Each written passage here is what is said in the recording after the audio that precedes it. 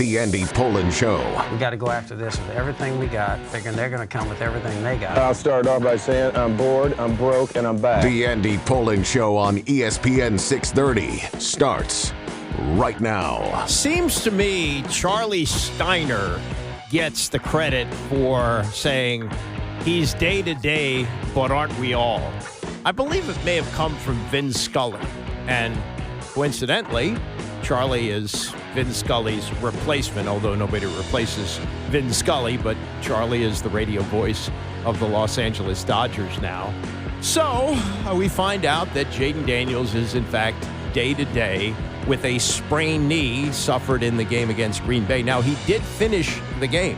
He did not leave the game, so he was playing injured at the end. But the MRI revealed that there is a sprain, and the question is, do you risk putting him out there on Sunday or believe that Marcus Mariota can beat the team that produced only 3 field goals last night in a somewhat ugly loss to the Chargers? Now, truth be told, I've only seen highlights of it because 10 o'clock start just isn't going to work for me. But I would think you'd want to play it safe. The big question, though, is can they keep him off the field? Because remember this, Jayden Daniels was in doubt up until like 2 hours before the Chicago Bears game last year, the game that kind of defined the season, the Hail Mary to beat the Bears. They went one direction, the Bears went the other. And he was playing with a broken rib. They did not reveal that. And in subsequent games, you'd see him with a wrap around his ribs. He's always just getting cold. Oh, yeah, sure. And finally, we find out he's playing with broken ribs. So if he played with a broken rib last year and was able to talk his way onto the field, well, what's going to happen on Sunday? We'll get into all that. I did want to mention, and you may be aware of this by now, that Robert Redford has passed away. And when you hear his age, I know you may be aware of it, that he was that old, but you just don't think of Robert Redford being almost 90 years old. He passed away at the age of 89. He's forever young. He is, for my generation, the Sundance Kid. That is, to me, the first really great movie that I remember seeing. Now, I was aware that there were great movies made before that, and I may have seen at some point a great movie, but going to the theater and seeing Butch Cassidy and the Sundance Kid in 1969, which I would have been, I guess, 11 years old, I remember leaving the theaters thinking to myself, I've seen something really great here. And that was really the movie, as the LA Times said in the obit today, made him the Robert Redford. He had done other roles before. He'd achieved some movie fame with Jane Fonda doing Barefoot in the Park, and he'd been a television actor. And in a sports sense, you may think of him as the natural. I know there are some people who believe that's the greatest sports movie ever made, or one of them. It didn't work for me. It just wasn't something that I embraced. I know it's fantasy. I know it's Bernard Malamud. I know that he didn't actually bust out the lights, and there are parts of it that were absolutely amazing. The scene where he's playing against the Whammer, those are things that stick out from the movie. And again, a lot of people believe it's one of the greatest, if not the greatest, sports film ever made. Just didn't work for me. But Redford actually had real baseball skills. I didn't know this till I read the obit. He grew up in California, but went to the University of Colorado on a baseball scholarship in 1954, and according to the obit, drank himself off the team. I would imagine a guy who looked like that in college did pretty well at the party scene, and maybe that was a little bit too much for him. And then he drifted off into other things, and then went into acting and became one of the great American actors ever. And when you think of Butch Cassidy and the Sundance Kid, you also, of course, have to think about Paul Newman and the chemistry that the two of them had on the screen. They also did a movie, 1974, I believe, called The Sting, in which they worked together. I don't know how many other times they worked together. And from what I read, they were not friends. They just had magical on-screen chemistry. And when you put two of the most attractive men on the planet on the screen together, maybe the looks have something to do with it. But rest in peace, Robert Redford, passing away at the age of 89. That's one of those people where, yeah, you saw him in later years in various movies. He was acting well into his 80s. And he had a kind of a leathery skin. He was a big outdoors guy, did a lot of skiing, lived in Utah, didn't live in Hollywood. But he just never took on that old guy look. Well, Newman didn't really either, for that matter. But, in my mind, he will always be the actor that I saw as an 11-year-old playing Butch Cassidy, playing the Sundance Kid in Butch Cassidy and the Sundance Kid. Robert Redford dead at the age of 89. All right, so Jayden Daniels, what's going to happen here? Dan Quinn, I have found, because I thought that Ron Rivera was really overly secretive about injuries. I think Quinn is as good or better at this. How did they keep a broken rib hidden last year? They did. We never found out about it until the offseason, and by the time they got late in the year, Daniels had healed well enough. But Daniels said that he threw the Hail Mary pass against the Bears with a broken rib. I've never had one, but I'm told it's hard to even breathe. So he can play in pain. He's probably going to want to play this week. Not probably. He's going to want to play this week. And the question is, what will they analyze with the doctors and make that decision? I'm already hearing these insane RG3 comparisons. This is not the same thing. RG3 was a narcissist, and he used the owner to undermine the coach and got himself on the field to start the 2013 season when he probably shouldn't have been out there. He had a very serious surgery to correct a torn ACL, which I believe he was playing with for a good part of the Seattle game. I heard Evan Cohen say on Sportsmanlike, I was getting ready for this show, that the team did, I'm paraphrasing here, but the team did RG3 wrong by throwing him out there with 7 torn ACLs. No, that's not what happened. RG3 refused to leave that playoff game against Seattle, and finally the coach complied. It's not the same thing. But what is going to happen as the week goes on? Because, it's not like he's riding a Brett Favre type of streak here, but every game that Jayden Daniels has been on the Commanders, he has started. He started 17 regular season games last year, didn't finish all of them, got knocked out pretty early against Carolina. That's the game he broke his rib in. But he did start every game last year, started all 3 of the playoff games, and has started the 2 games this year. What will happen this week? This was Dan Quinn yesterday telling the media what had been reported late last week, that in fact Daniels had an MRI on his knee, and it revealed a sprain. He did have an MRI, and he has already begun his return to play process with us. He is truly day-to-day. What does that mean for Sunday? I can't tell you that now. I'll have more to share on that when we get to Wednesday and practice and what that would look like. But in the return to play, he and any of the guys would have to hit all of the markers for us to get back and do our thing. So we got a good plan of how to return to play for him and for everybody else. And I'll give you more insights just as soon as I have them. So I want to make sure I gave you all that I had, that he's day-to-day as we're sitting today, and I'll share more with you on Wednesday when we get together before practice. Hey, Dan, with Jayden, obviously he's going to want to go out there and play. So what are the things that you would want to look for to make sure that he would be ready to go or might not be ready to go? Yeah, it starts off first on like the strength part of things, the movements, and that's step 1, John. Then on the field, the change of direction, the pivoting, the moving, all of those would be the things to go. So we'll just take it as it goes, through the week, but he'd have to see all of the steps, along this week to hit those marks, the speed, the stopping, the change of direction, all of it. And then you guys didn't have to deal with this amount of injuries at one time last year. So what kind of a challenge does this pose for the team this week and going forward? Yeah, I think teams go through it, John. It's just at different times, with injuries and such. And so having this 70-man roster, you've heard me say it's going to take everybody. It's even on the old days when it was just 53, that's not really how it goes. For those of us who've been around the league enough, you need a big, deep crew. And if players do have to miss, that's why we have this, group and how we play. So we'll just take it as it goes. But, it's a little bit of a puzzle. You have to put it together, much like other teams do, and we'll be prepared for that with the contingency plans at certain spots if we need them.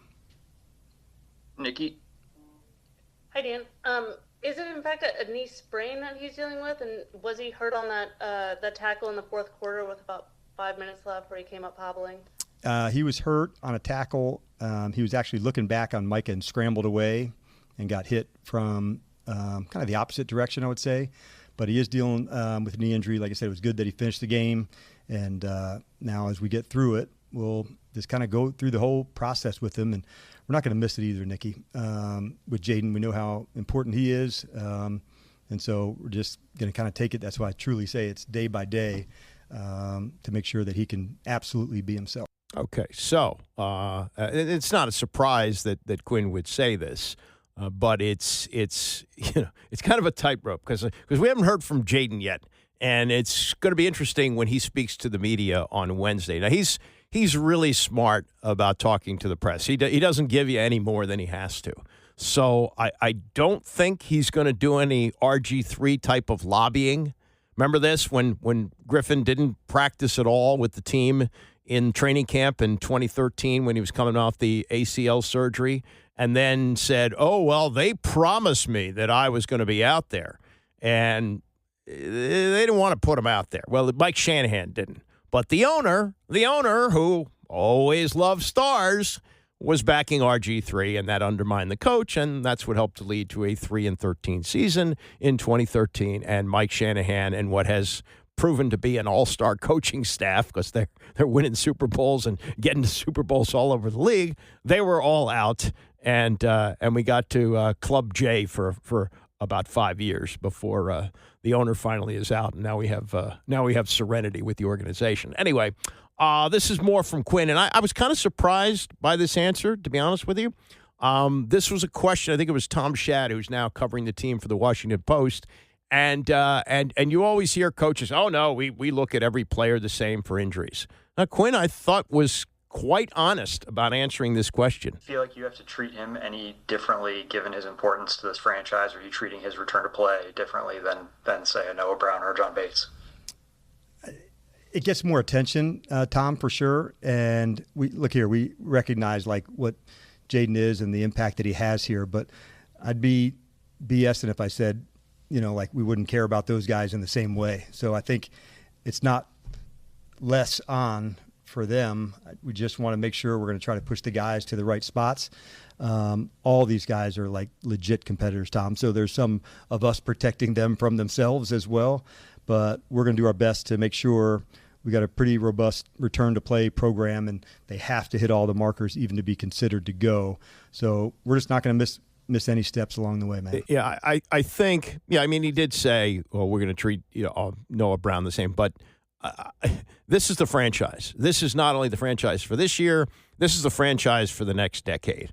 And if you want to throw Marcus Mariota out there and you don't feel as confident, I think it's a small price to pay. I would expect Mariota to start this week, and just unless Daniels shows no effects. Now, again, he was asked about the injury. I thought it was an ankle injury, but I guess he did have a wrap around his left knee when he went into the news conference last Thursday after the loss to the Packers, and he was asked about his limp, and he said, "I'm good."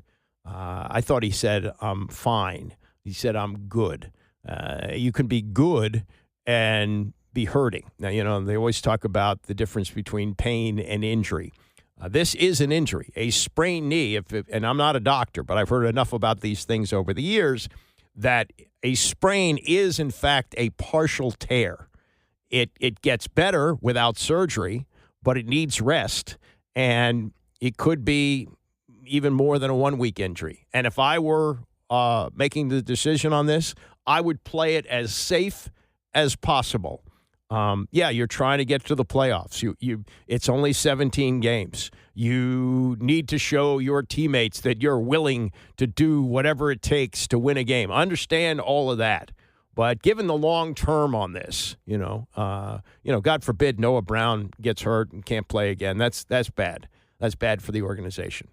God forbid that there's something else, and it's not just further injuring the knee.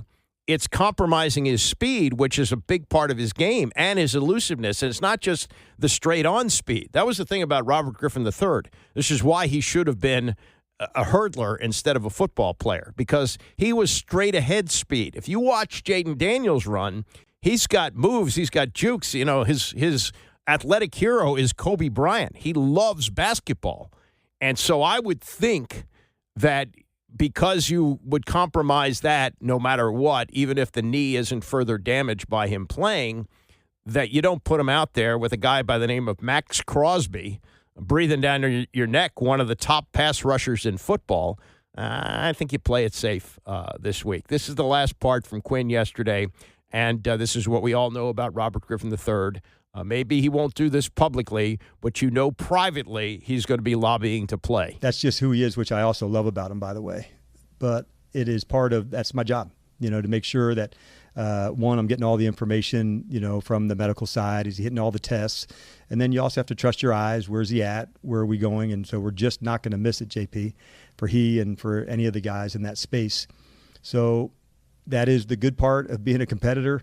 But I'm constantly watching and pushing to see. And then before we even get onto the practice field, they have to go through a pretty strenuous testing to see where they're at even before the actual on-field, reps begin. So that's for he and for a couple of the other guys as well. So buckle up. The rest of the week will be all about how's number 5 doing? How's number 5 looking in practice? And we won't know anything more until Wednesday.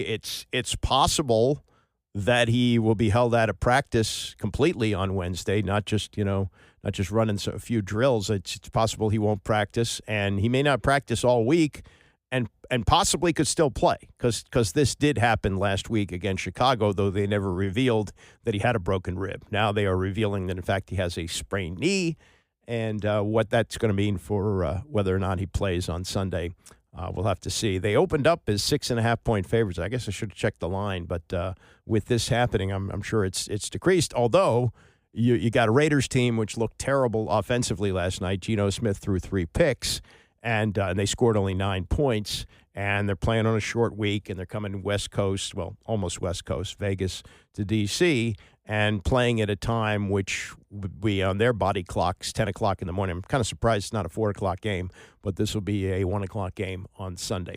Coming up, speaking of Vegas and the Raiders, there's more fodder now on the Tom Brady conflict of interest.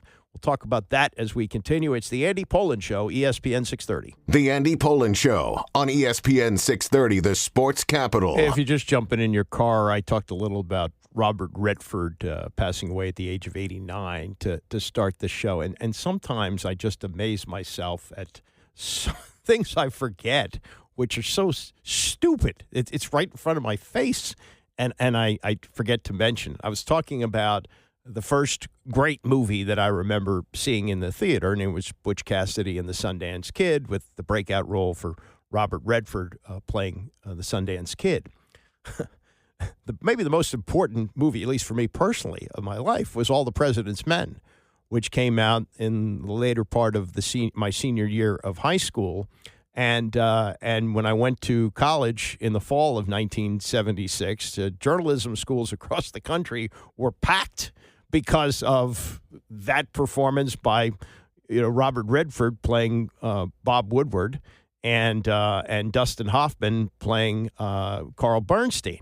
And they made it wasn't glamorous, but they made that profession seem, wow, that's something I want to be a part of. Now, not every story is like that, and there's a lot of school board meetings and things like that you have to cover as a newspaper reporter. But his performance as Bob Woodward was spectacular. And I should have mentioned that in talking about his career. I did talk about The Natural, which it was also a major role for him, and at least for me, not one of my favorite sports movies. All right, Tom Brady. He got some different treatment in year one as a broadcaster for Fox, where he's making $37.5 million a year. That contract was negotiated. 37's not enough. Let's make it $37.5. We got to throw in the extra $500,000. Anyway, So he was doing games last season and was not able to attend the production meetings. The production meetings are when the broadcasters meet with the coach for half an hour, 20 minutes, whatever it is, and then they meet with the quarterback and a couple of other players, and they get some things that are kind of off the record. It helps them to do the broadcast. They say, well, Tom Brady's part owner of the Raiders. That's a conflict of interest. He can't be in the meetings. And then this year they said, it's okay. He can go into the meetings and everything is fine with that. Well, it's not fine. And what we saw last night really made it not fine because the Raiders are home against the Chargers. They're in Vegas. And Brady was shown on the ESPN telecast. Believe me, I wasn't up to see this, but I've seen the highlights of this. He was shown during the telecast wearing a headset in the coach's booth for the Raiders. And this has not been, it's been kind of an open secret that he's been a resource in helping the coaching staff. Pete Carroll and first-time GM John Spytek, who was with Brady in Tampa Bay when Brady won his last Super Bowl, they have consulted with Brady on roster decisions during the offseason. Spytek told ESPN in April that Brady's voice has been invaluable. Chip Kelly, who's the offensive coordinator of the Raiders, he told ESPN that he speaks with the Hall of Famer 2 or 3 times per week, going through film and the game plan. Pete Carroll, maybe damage control, called to report about Brady and Kelly speaking multiple times. Not accurate. Carroll said after the game last night, because he was asked about it, people were aware, hey, there's Tom Brady up in the booth, and he's wearing a headset. He's working with the coaches. He's an owner. Carroll said, we have conversations. I talk to Tom. Chip talks to Tom. We have a tremendous asset, and we get along. We respect each other. We just talk about life and football. He has great insight, so we're lucky to have him as an owner. Well, again, conflict of interest. He's a broadcaster for Fox. And, what do you know? This week, Brady is calling the Cowboys-Bears game. Who do the Raiders play after they play the Commanders this week? Why, they play the Chicago Bears. You don't think that Brady's going to get some insight when he meets with the coaching staff, Ben Johnson and his group from the Bears, before he does the game? You don't think he's going to find out some things that are going to be helpful for his team when they play the Bears the following week? And if I'm Ben Johnson and I see Brady in the room, I don't tell him anything. So, this is not a great situation. And 2 weeks ago, Dan Patrick, who's got extensive television background, and understands the business, has been a part of the NBC pregame show for a long time. He said, hey, this should not be happening. This was Dan Patrick on his show August 31st. Brady's first year as a broadcaster, he was banned from the information gathering sessions for just about the whole season. And the rules were put in place due to his ownership stake. The NFL relented for the Super Bowl. Brady's play-by-play partner, Kevin Burkhardt, and other crew members would inform Brady of what was said in these meetings. The sessions with coaches and players can reveal nuggets that can be used during the broadcast. Sometimes they take place over Zoom, sometimes in person. Brady is still not allowed to go to team practices. Fox and the NFL declined comment. All right. He shouldn't be in these production meetings. You're a minority owner of the Raiders. Now, whether he was still involved with a team that was involved in the 2 biggest cheating scandals of all time. Correct? He was involved in, his team was involved in Spygate. There was Deflategate. He shouldn't be in these meetings. It's just pick one or the other. The NFL wants Tom to be there doing the games. I get that. But, now you're kind of changing the rules just so Tom can go into these meetings. And he does need to be in these meetings. If you want to be a broadcaster, be a broadcaster. Go into those meetings. Be professional, and they're going to treat you as such, a professional. But, if I'm a coach and I play the Raiders at some point this season, and I don't know how many times this would happen, how forthcoming do you want to be here? Tom can ask you anything you want. Now, you don't have to answer that, but I don't know. Somebody's, this guy's got a banged up ankle, probably be that way all season long. or this guy, can't count on him, it feels like, or man, he's not very good at the end of season. Who knows what information comes out? I just think you got to be fair to being either a minority owner who is very active, from what I'm told, or you're going to be a broadcaster. And keep this in mind, how competitive Tom is. I don't think this is like a summer, vacation for Tom where I'm going to be a broadcaster for a little while. He's going to want to be great, and you're going to want to get information. He wants to get somebody who's going to tell him something. Then he's going to be, oh, did you hear what Tom said? Or did you hear what Tom found out? And he does need these nuggets. I mean, Tom is learning TV. He knows football. There's a big difference.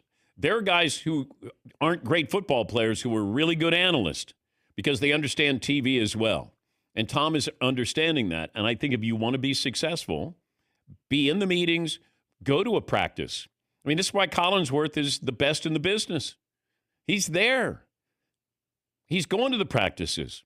He knows who these players are. There are some analysts, the further you get away, the less you know. When you were playing, and you're a couple of years removed, you know who these players are. You get 5, 7, 10 years away, and you're like 57, 32. It's not what you should be doing. But if Tom's going to do it, I think you got to say to Tom, decide what you want to do. But the NFL is going to bend the rules here because they want Tom to be part of the Fox broadcast. I understand that. I don't think it's right.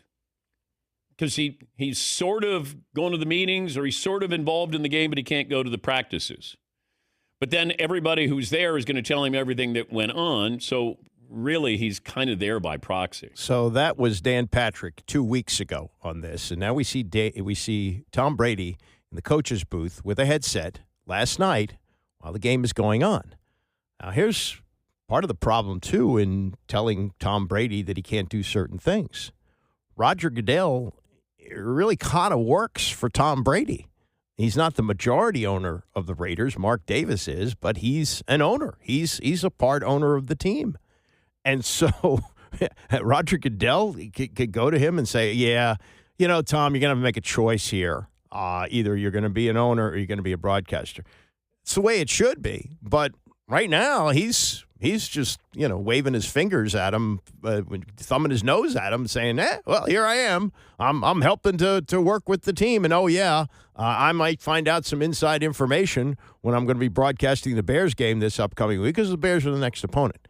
It's not a good look. It's a really bad look for the league, and it's a bad look for Tom Brady, who I must say has improved greatly as an analyst. I thought he was very good in the opener, the Commanders game against the Giants, and I thought he was excellent on Sunday, especially with his analysis of the tush push, which we will get to shortly. So he's improved a lot as a broadcaster. He's a good broadcaster, I think. But there is, and Dan Patrick is 100% correct, there is a conflict of interest here.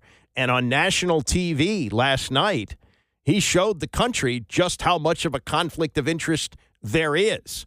Will the league do anything about it? Probably not. But let's not pretend that there's not something going on here which shouldn't be going on here. And if his name was Jim Brady or John Brady instead of Tom Brady, this wouldn't be allowed.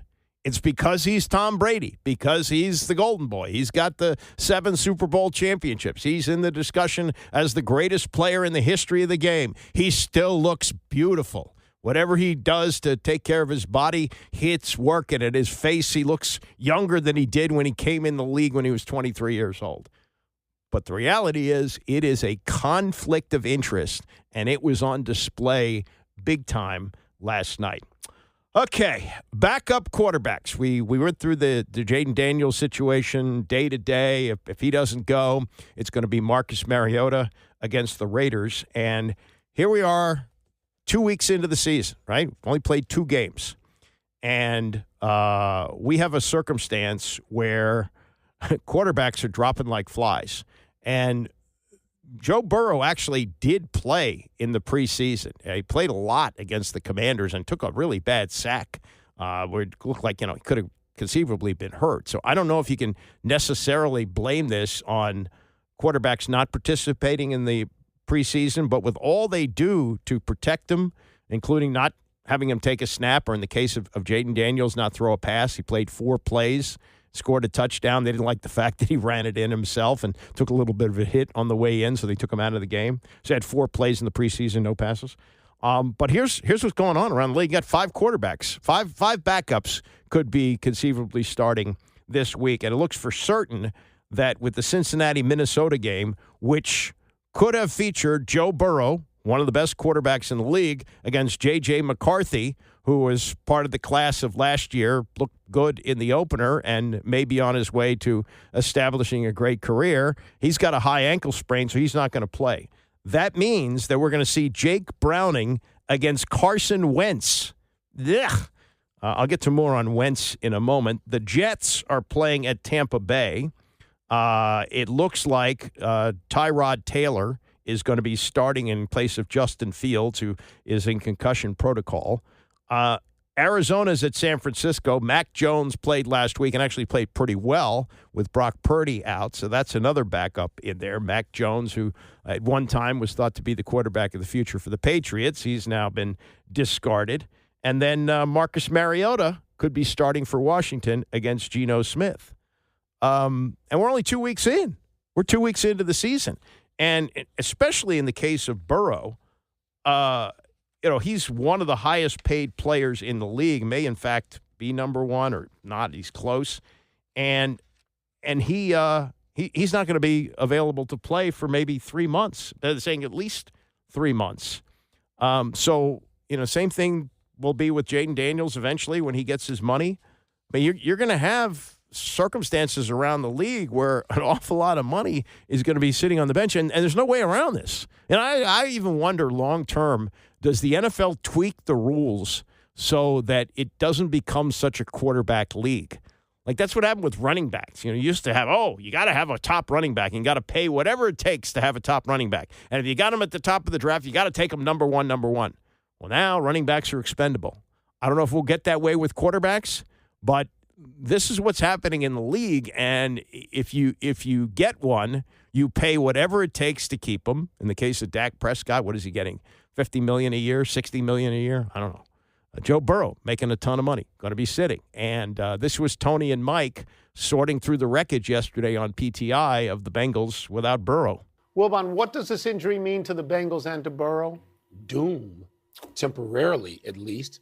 I mean, I know they won yesterday. I know they're 2-0, but I don't believe they're any good without Burrow. They weren't any good last year with Burrow. Not just with him, but with him being great. He was prolific last year. They didn't do anything. Now they got, $400 million worth of wide receiver. They do. And they got the pass rusher. They're not, the cupboard is not bare in Cincinnati, so I don't want to paint it that way. Sounded like you just did. I know, but I know you agree with this because you are a bigger Burrow guy than I am. I think he's great. He is great. He's great. But they're not, it's all built around him. Yeah. And not only that, Tony, he's the emotional center of that team. The diva wide receivers seem to come together around him. He's got the personality. He projects. He's the whole deal. And if you're telling me he's out until at least mid-December, So I think they're cooked without him. I do. And like you said, they're 2-0. But the teams they've beaten are very ordinary teams, Cleveland and Jacksonville. Close games. And they beat them by a total of 5 points. Yeah. So now you can look around at the AFC and you can say it's not particularly strong this year. And you can make the case, for example, that traditional powerhouses, Kansas City and Pittsburgh, are off to slow starts. But I don't see where they're going without Joe Burrow. And they're 6-8 in the last 3 seasons without him. Jake Browning comes in, and in the last part of that game has a lot of success passing, targeting the Heisman Trophy winner, I felt, on defense, targeting him. But he also had 3 interceptions. And I don't believe, and you don't believe, that Cincinnati isn't spending this entire day combing the waiver wire and maybe calling Atlanta to see if they can get their hands on Kirk Cousins. They should be. In terms of Burrow, it may be he's star-crossed, Mike. It may be that he's 1 injury away from Andrew Luckland. It may be. I think he's a great player. Let me give you some of these numbers. Except star-crossed, Luck didn't have the success in college that Burrow had, which suggests that the star is still Burrow won a great all-time championship. season, So he's got the all-time highest completion percentage, 68.5%. He's prolific at making points. He's got 142 touchdowns as opposed to only 46 interceptions. But, Mike, he's already been the comeback player of the year twice, and he's only 28. So he's going to be the comeback player again next year. He is so integral to that team that I don't know what they do. People talk about face of the franchise, and sometimes it's exaggerated.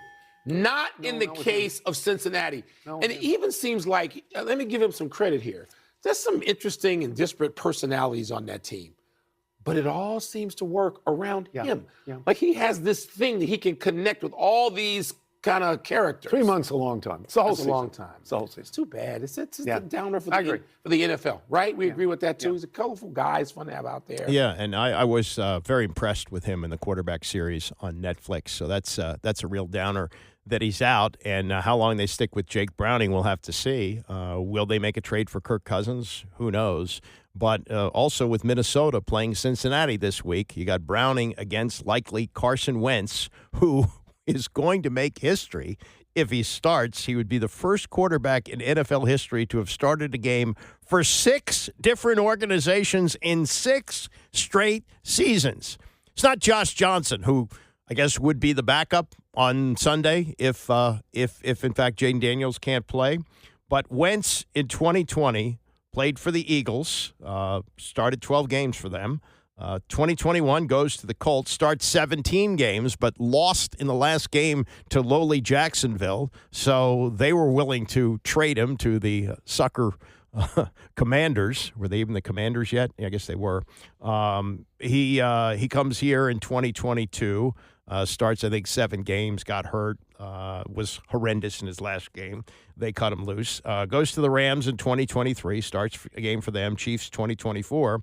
And now the Vikings. So, and this is not the journeyman guy. This is a 2nd overall pick in 2016 and was good enough for the Eagles to give him one of those long-term starting quarterback kind of contracts. Good thing he got it because he's now the vagabond quarterback. 6 different teams in 6 straight seasons. I guess Josh Johnson has played for 6 over 6 straight seasons, but he hasn't started a game for all 6 of them. And that's apparently what's going to happen with Carson Wentz on Sunday. Wow. You're probably familiar with Dolphins coach Mike McDaniel by now. Doesn't look like a football coach. He's like 5'8", weighs 150 pounds, doesn't dress like a football coach, wears these capri pants on the sidelines, no socks with his sneakers, and has these glasses. He is different. And when he's winning, he's thought of as this sort of eccentric genius. When he's losing, he's referred to by guys like Rex Ryan as Nerd Boy, and now he's on the hot seat because the Dolphins stink. They're terrible. And the questions have already started 2 games into the season. How long is McDaniel going to last? He was asked about it after the loss on Sunday. If I worry about my job security, I won't be doing my job.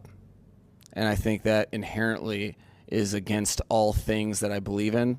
I've never felt entitled to any sort of I've never felt entitled to this position, and it's very important for me to spend all of my waking hours worrying about exactly how to do my job and all the residual effects of that there's a lot of people affected. So yeah, I won't spend one moment thinking about all the things that I don't know, people whatever people want me to think about, I'm thinking about this team and the Buffalo Bills here after I get done with this podium. That was a 51-second, what we call soundbite. What he said is what most coaches in that situation would say, I'm not dealing with that now. I'm getting ready for the next football game.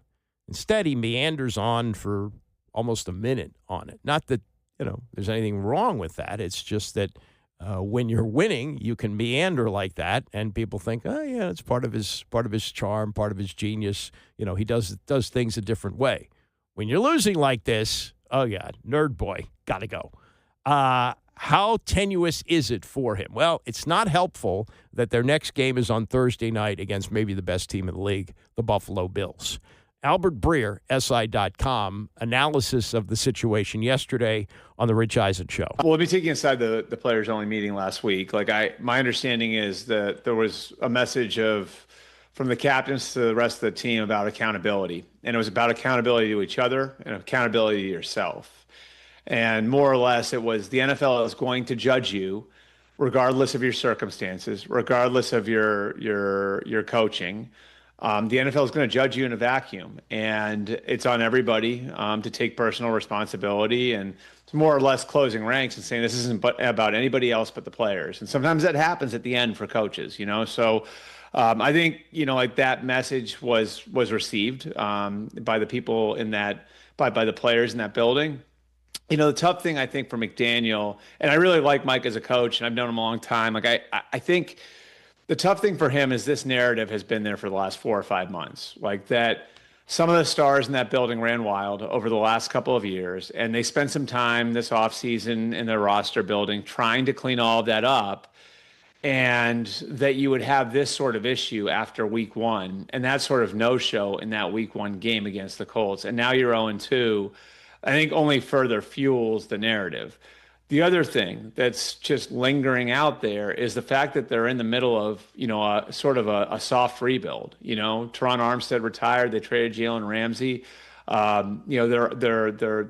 They've moved now from the phase where they had 2 on the rookie contract into now he's on a big second contract, and so they're going to be gradually relying on more young players over the next couple of years. And when a franchise does that, the natural question for an owner to ask is, are these the people I want leading the rebuild? And so if things don't go well early this year, those questions will naturally come up. So I think all of that is in play. You've got a standalone game. You and I both know how that can affect things against maybe the best team in football on Thursday night in Buffalo. It's a lot, and that's a big spot, I think, coming up this Thursday night for Mike McDaniel. And another thing that's lingering here is the fact that his defensive coordinator, Anthony Weaver, is beloved inside that building and is seen by a lot of people as a future head coach. So if there comes a point where this really goes the wrong way, could Stephen Ross say, I want to take a look at Anthony Weaver as my head coach? I think you could eventually get there. I don't think it'll be after Thursday night, but I think they could eventually get there. Yeah, ask Brandon Staley how a blowout loss in division on Thursday Night Football went for him a couple of years ago. But we shouldn't be a factor, but it is, right? The owners have to hear that. It's the only game on, and so it becomes bigger than maybe it should be. Yeah, he mentions Brandon Staley. That was such a disaster with the Chargers. He was the guy who was always going for it, like on 4th and 3 from his own 30-yard line. Just nuts stuff. And we haven't heard a peep out of him since he got fired. Has he resurfaced with anybody? He's probably working for some team as an assistant coach, but that's kind of the way that goes. But yes, if they get their doors blown off on Thursday night, I would imagine Mike McDaniel's out of a job. And he was such a hot guy a couple of years ago. He's the guy that got Tua Tagovailoa going. Now Tua's not performing well and starting to throw his receivers under the bus for not running routes when he underthrows the ball. It's just a mess right now. And that's the thing. You see a guy who doesn't look like a football coach, doesn't sound like a football coach, and when he's winning, it's a little bit different. He's figured things out. He's not doing it the conventional way. And look at how he's winning. And then when you start to lose, oh yeah, nerd boy. Yeah. Look at how he dresses. Look at how he talks. It's kind of the way we roll here. All right, coming up, we'll talk about what Brian Kelly said yesterday after a fallout from his news conference on Saturday, and what Bill Cowher says about the tush push. All that ahead as we continue with the Andy Pollin Show, ESPN 630. Really? Should the NFL have a play that's actually called the tush push? Should the word tush be even associated with the National Football League? No. It's not a football play. It's a rugby scrum. And you know what? Rugby has gotten rid of that for injuries. And there's not enough data here to support injuries being a reason to get rid of it. But it's not a good play, and it's impossible to officiate. Dean Blandino said he's done with it. And I'm done with it as a viewer. The Eagles aren't done with it. They ran it 7 times on Sunday, and it helped them win the game. They're not going to get rid of it, but I think it's got to go. And later this hour, we'll hear what Bill Cowher has to say about that. Cowher did not have to coach against it in the NFL, but now as an analyst with CBS, he sees it every week, and you'll hear his position on it coming up. This was over the weekend. LSU, which hired Brian Kelly for a salary of $10 million a year. It was reported he got $100 million for 10 years to become the coach at LSU after coaching at Notre Dame. And he replaced Ed Orgeron. Now, Ed Orgeron was not that far removed from coaching one of the greatest college football seasons ever. LSU finished 15-0. Joe Burrow was spectacular. LSU won the national championship. And then a couple of years later, old Ed wasn't winning enough, so he was out the door. But, look at Brian Kelly. He's winning at Notre Dame. He got them to, before the playoff, but he got them to what was essentially the national championship game. And it's tough to win at Notre Dame because you've got academic requirements, et cetera, et cetera, et cetera. Okay. So he comes there, and then he has this, phony Southern accent. My family. He's from Boston, okay? And then, he's talking big, and what does he do? He doesn't produce much. He's got 3 seasons going into this one, the first 2 with a quarterback who we all know is pretty good. He had Jayden Daniels, who won the Heisman Trophy his second year with Brian Kelly. First year, he goes 10-4. They play in the Citrus Bowl. You know what Steve Spurrier used to say about Tennessee and Phil Fulmer, the coach who he used to beat up on when he was at Florida? He said, you can't spell citrus without UT. Yeah, that's a minor bowl, relatively speaking. Then the next year, with Jayden Daniels, doesn't play in the game, but they go to the ReliaQuest Bowl, 10-3. And then last year, 9-4, and they go to the Texas Bowl. You lose 4, 3, and 4 games over 3 years, making $10 million a year. That's not what they're paying you for, okay? So now he's a hefty 3-0. Whoop-de-dang-do. He's won 3 games. He beat a bad Florida team on Saturday night. Florida had lost to South Florida. South Florida played Miami last week. They got their doors blown off, okay? So they're a team that's right now a pretty shaky 3-0 team. They beat Clemson in the opener. Clemson's terrible. They're 1-2. They lost to Wake Forest over the weekend. So in the post-game news conference after they beat Florida 20-10, and they were the beneficiary of five interceptions thrown by DJ Langway, who's the quarterback for Florida. 5 interceptions. They win the game 20-10. They're 4 of 14 on third downs. They have 102 yards rushing, but most of that was on at the end to try and lock up the game. This is Brian Kelly talking to a reporter. I know you love these immediate post-game sessions, but what are you seeing with your offense? Stop. Really? Is that the first question? We won the game 20-10. Try another question. What do you want me to tell you? I just laid it out for you. We played the game to win the game. We played the game to win the game. All right. How about third down then? What is going on with third down? It's one game. Last game, we were great on third down. You're looking at this from the wrong perspective. LSU won the football game. Won the game. I don't know what you want from me. What do you want? You want us to win 70-0 against Florida to keep you happy? No, I think people want to know why you can't run the ball, quite honestly. We can run the ball. Did you see the last play of the game? That's all you need. You just need one. There's ridiculous questions. And I'm getting tired of it. That football team just worked their tail off to get an SEC win, and you want to know what's wrong. You know what? You're spoiled. You're spoiled. This team is 17-1 at night. 17-1. Give them some respect. How about that? Give them some respect instead of micro-analyzing every little thing. This is ridiculous. For a group of seasoned reporters, that kind of question is so out of line. Coach Deshaun Spears, 2 interceptions tonight. It seems like he's worked into a role on an That's a important role great question. Thank you. So since when did post-game news conferences become parties when you win? All softball questions. Hey, you want to know why you went 4 of 14 on third down, okay? You want to know why you barely beat a Florida team, which was beaten soundly at home by the University of South Florida and then turned around and got clobbered by Miami. You might want to know these things. These are legitimate questions. So either Brian Kelly had some soul-searching on Sunday or somebody took him aside and goes, hey, Mr. Big Pants here, your team barely beat a bad team.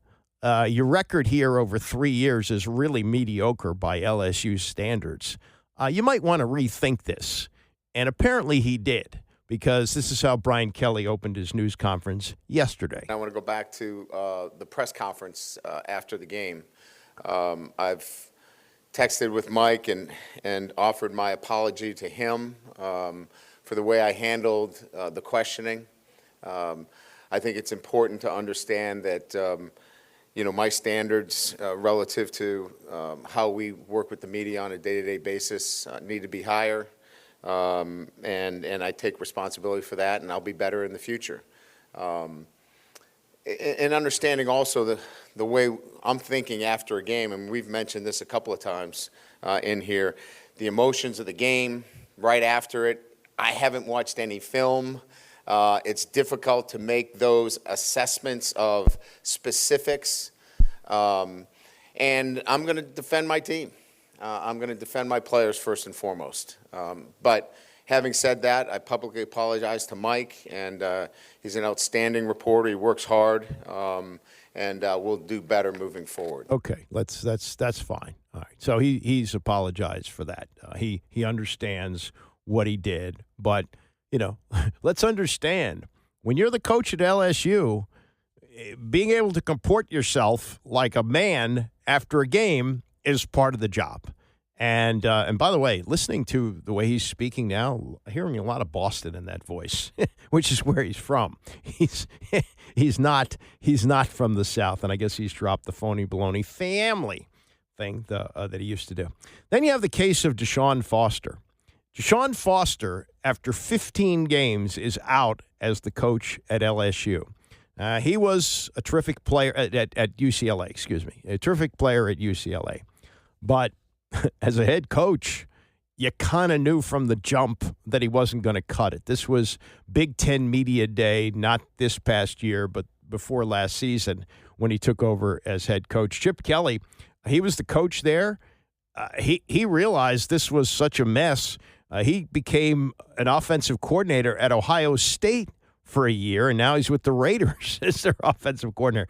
Almost nobody goes from a head coach at a top-level Division I school like UCLA to become a coordinator at another school, but that's what he did. So in comes Deshaun Foster, was terrible. Won 5 games over 2 years, 5 and 15 over the 5 and whatever it is. Won 5 games.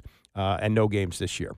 But this was how he was introducing himself to the Big Ten media before the start of the 2024 season. I'm sure you guys don't know too much about UCLA, but our football program, but we're in LA.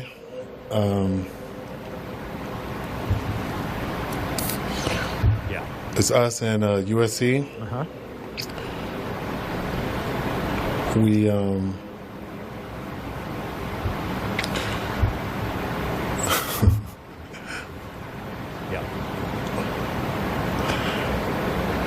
I'm just basically excited, really. That's it. Any questions? Yeah, like why didn't you actually prepare something to say? You didn't even have to write it down. Have something on the top of your head other than we play in California and so does USC. So here's what happened this year. They were outscored 108-43 in 3 losses, and it's not like they were playing teams ranked in the top 5. They lost their opener to Utah 43-10. They lost at UNLV 30-23, and New Mexico on Friday night they lost 35-10. Tim Skipper is going to take over. He was an assistant on the staff, and cry no tears for Deshaun Foster, who's walking away with $6.4 million as part of the contract. He'd signed a 5-year deal. They have a quarterback, and this is also, a symptom of what's going on in college football now. Nico Iamaleava had transferred from Tennessee, but he didn't transfer until April. So he misses spring practice at UCLA. He's big. He's talented. He would have been the starting quarterback at Tennessee this year. If they had him, they might have beaten. They might have won over the weekend against Georgia. It was a home game, but they didn't. Now, he was a redshirt in 2023. He's only played 3 games this year.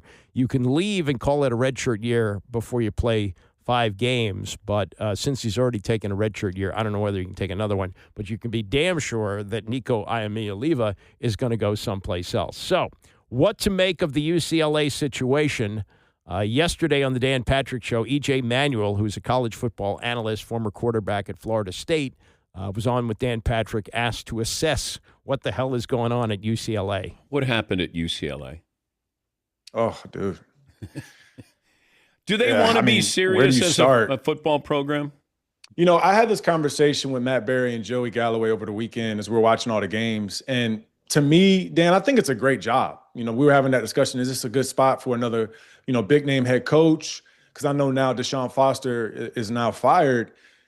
I think it's a great spot. And look, I lived in LA for 3 years. Once I finished playing with the Raiders, I had a little place out there. It was great. Westwood's beautiful. It always seemed like the sun was shining. But as far as football, I don't know what it is. I'm not sure if it's buy-in from, the presidents or university presidents or just simply getting good players, because I don't understand how you can be in Los Angeles and not get really good talent in that area. If you just draw a circle around LA, you should be able to have a competitive team. So I don't know if it's going to the Big Ten. I'm not sure if it's trying to figure it out with the quarterback, because keep in mind, Nico Iamaleava got there pretty late in the process. So as a QB, sometimes you need 6 or 7 months to really learn an offense to truly master it. But right now, again, similar to what I said about Clemson, they're being out-physicaled, out-coached at times. And that's why now they're going to get a new head coach. You know what? UCLA should not be playing football in the Big Ten. They just shouldn't. And neither should Maryland. But that's the way it is. Those are 2 basketball schools. UCLA, oh, my God, they are the basketball school in the United States of America. They won 10 national championships with John Wooden. I think they won a total of 11, maybe 12. So that's part of the problem there. And the fan base doesn't want them in the Big Ten. They were a Pac-12 school, or Pac-10, Pac-8. They would go to the Rose Bowl occasionally. They had Troy Aikman. They had really good teams before that. My friend Doc Walker played there when they beat an undefeated Ohio State team in the Rose Bowl. That's the history of UCLA football. Now, they got 10,000 people showing up at the Coliseum to see them play, 90,000 empty seats. It's a mess. It's a mess. You know what else seems to be a mess? Maybe the most overhyped quarterback in history. And that would be a guy with a great last name. Who wouldn't want to have the last name Manning and be a quarterback? But Arch Manning is not getting it done at Texas. He sat for 2 years. It's not like he was thrown into the fire. 3 games into the season, he is 83rd in the nation in quarterback rating. And though they played defending champion Ohio State in the opener, last 2 games have been against San Jose State and Texas El Paso. And this past week against Texas El Paso, he was at best below average, right? He had 1 touchdown pass and 1 interception in the game. He threw for only 114 yards. Not too good. Not too good. 11 of 25 for 114 yards. And they've got Sam Houston State coming up, but then the going gets tough.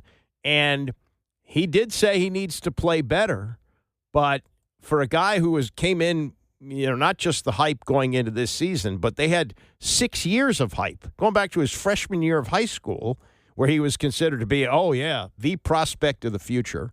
He gets to Texas. Okay, they have Quinn Ewers. How good was Quinn Ewers? He's a 7th-round pick, and he sits for 2 years. Okay, he's finally ready. Now we're ready to see him. Paul Feinbaum says best quarterback since Tim Tebow.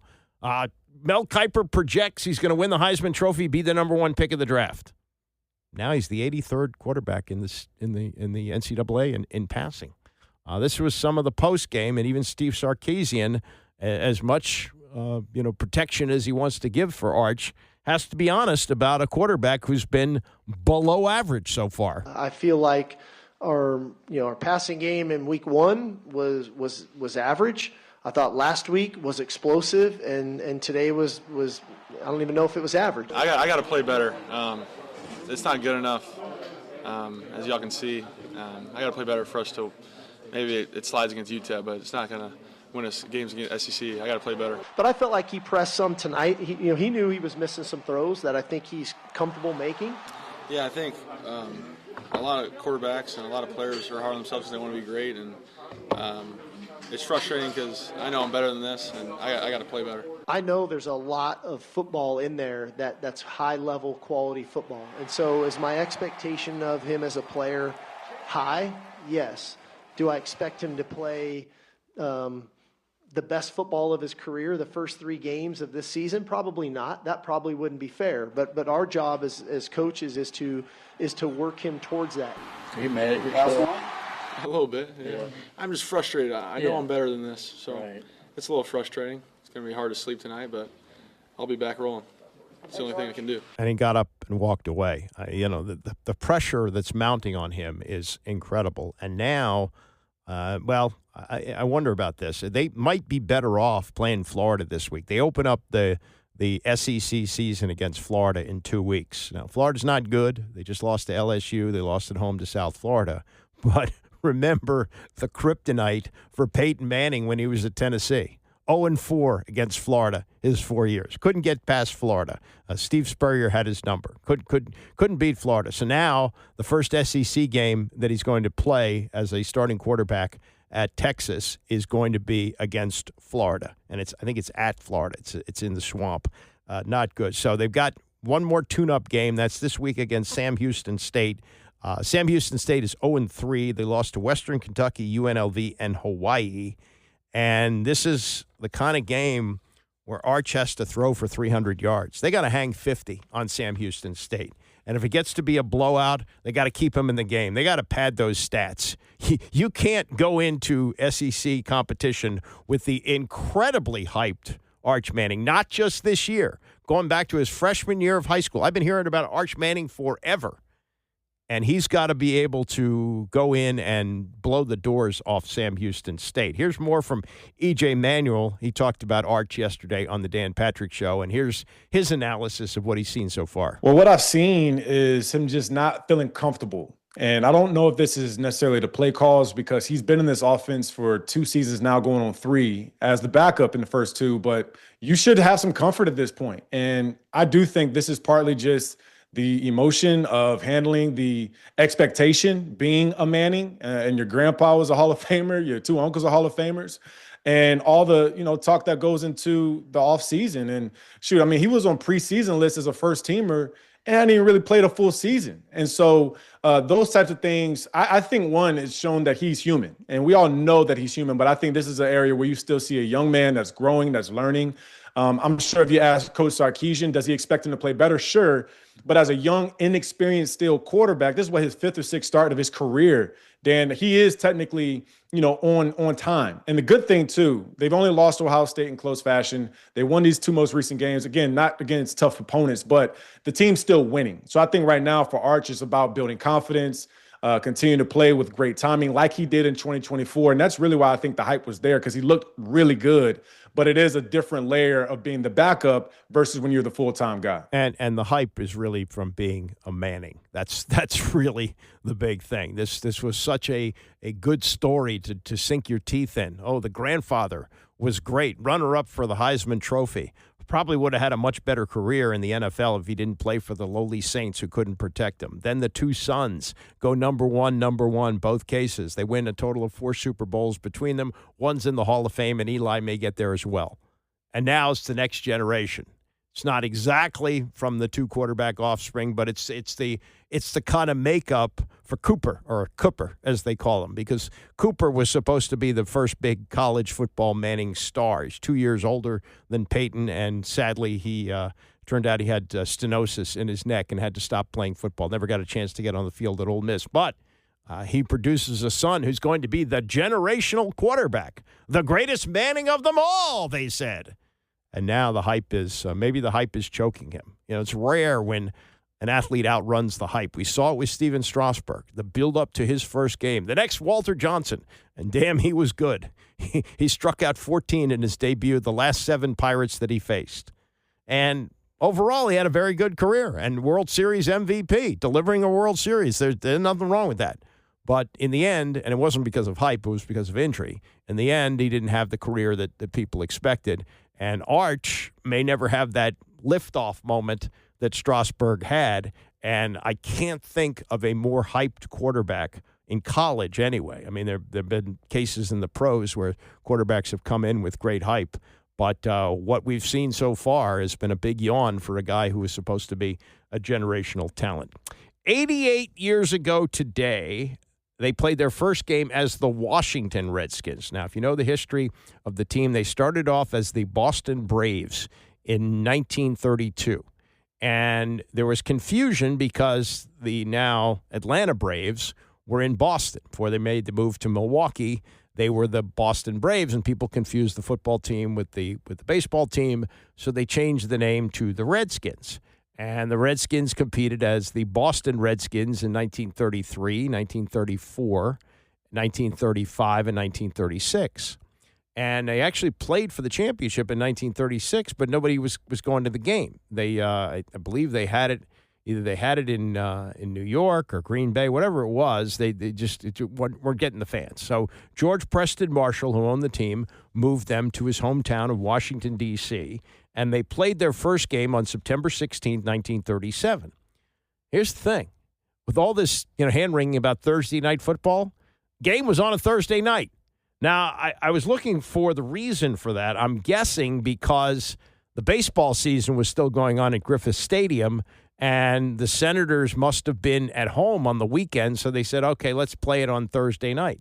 So it was a Thursday night game. First game, September 16th. Shirley Povich, the legendary Shirley Povich, writing in the Washington Post, wrote in previewing the game, professional football comes to the Capitol tonight under the lights at Griffith Stadium, where Washington's newly adopted Redskins will take the field as the 7-5 favorite to beat the New York Giants. How about that? They were already putting the odds in the paper. Legalized gambling hadn't yet taken effect.